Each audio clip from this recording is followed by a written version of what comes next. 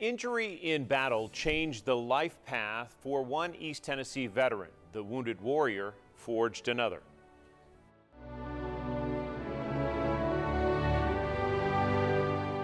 You feel like a lucky man. I'm a very blessed man, yes. A rocket blast during the deadly firefights of the infamous Tet Offensive plunged this Vietnam veteran into darkness. I mean, RPG hit that machine gun, and I caught a lot of shrapnel, and that's the night that I got injured. If I hadn't had a flak vest on, I got injury on my legs and got shrapnel all through my body.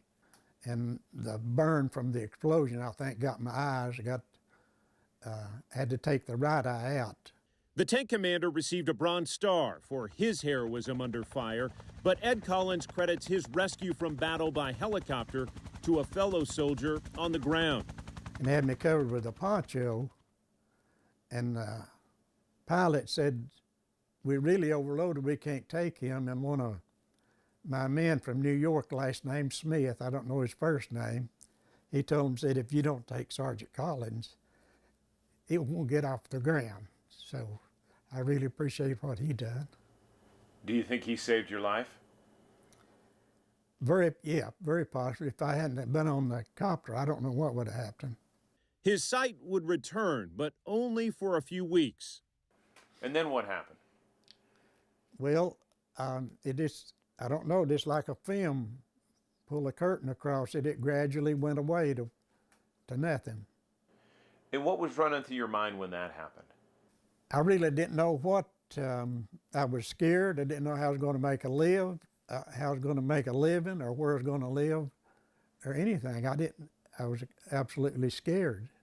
One day I went down to physical therapy. I was feeling sorry for myself.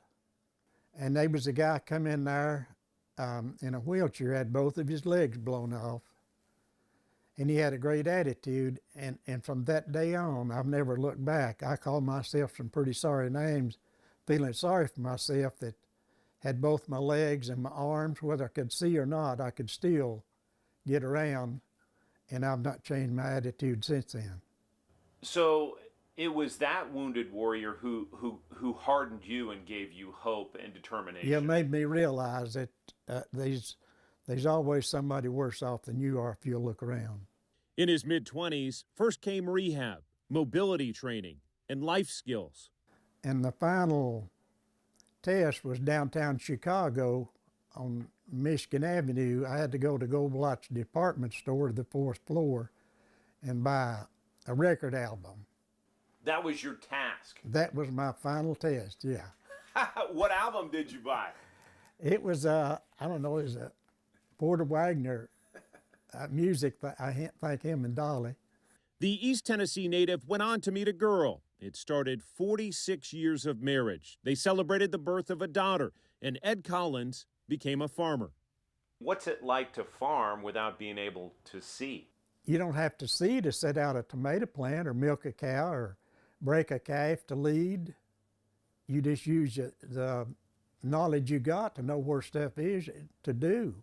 The Lord is my shepherd, I shall not want.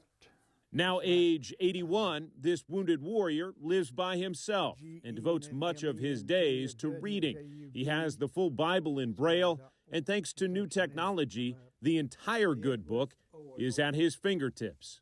Every day will I bless thee, and I will praise thy name forever and ever. But you never felt sorry for yourself? No. No. What have I got to feel sorry?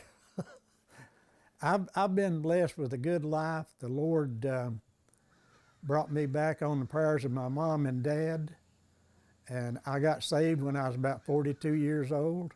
I was able to have a good wife that loved me and raise a family and make my community and church a better place and live life full. Not sorry for myself or don't regret any of it. You feel like a lucky man? I'm a very blessed man, yes.